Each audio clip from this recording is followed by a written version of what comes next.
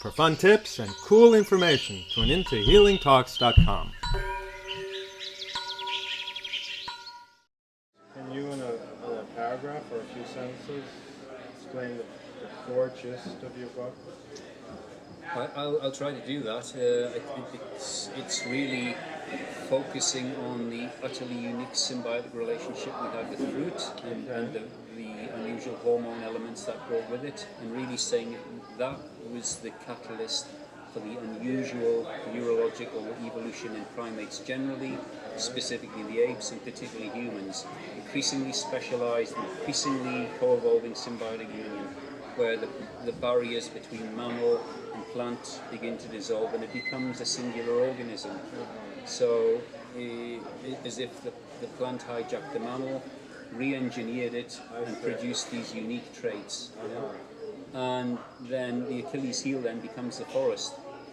If the forest ever dries out, which tropical forests typically don't, they can be quite stable, but if they ever do, if you lose the forest, you lose the DNA that's producing all the essential chemistry. We don't produce it. Classic symbiotic union. So we lose all that, and this, I guess, this part of the process is the classic man's devolution, man's fall from grace, man's separation. It's in all these ancient traditions. Fall out of the Garden of Eden. Yeah, and it's echoed, I think, in the modern neurology, modern pharmacology. The mechanisms are there, the explanations are there, and this symbiotic breakdown, our neural system begins to regress, it begins to revert to type. And a last little twist in the jigsaw, being that our neural system, most neural systems, the standard model is they're genetically distinct. One side is slightly different to the other, probably great for specialized adaptation. That's the standard model. Well, I think what happened, the fruit ironed that out. We ended up with a unified system. Post-separation, that difference began to re-emerge. One side of our brain began to revert to primitive type more quickly than the other. And as that process accelerated, paradoxically, that's the side that finally took control. So we have the most primitive side of our brain now running the show. And it's pretty primitive now. It's lost a lot of these unique traits that we like to think we have. The rational side of our brain doesn't have any empathy or compassion. It's pretty stupid, it's very frightened, it can't perceive reality, etc., etc., etc. That's now dominant perceptually.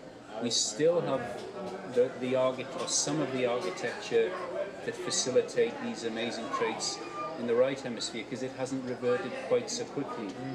But it's missing the high specification fuel it needs because it's a high-flying piece of kit. It evolved in the tropical forests.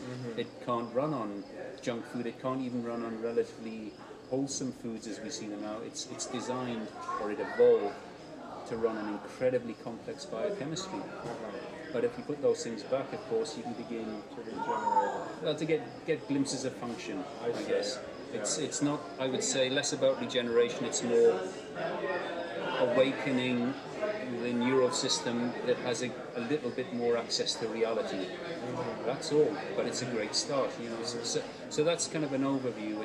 We've ended up in a hall of mirrors, you know. We're stuck with a piece of equipment that is perceptually blind, pretty stupid, thinks it's very advanced, and it's running the show. And the one thing it's terrified of above all else is giving way to the piece of equipment that still has some reality. So it shuts it away, it suppresses it. If it ever wakens up, our normal sense of self is terrified.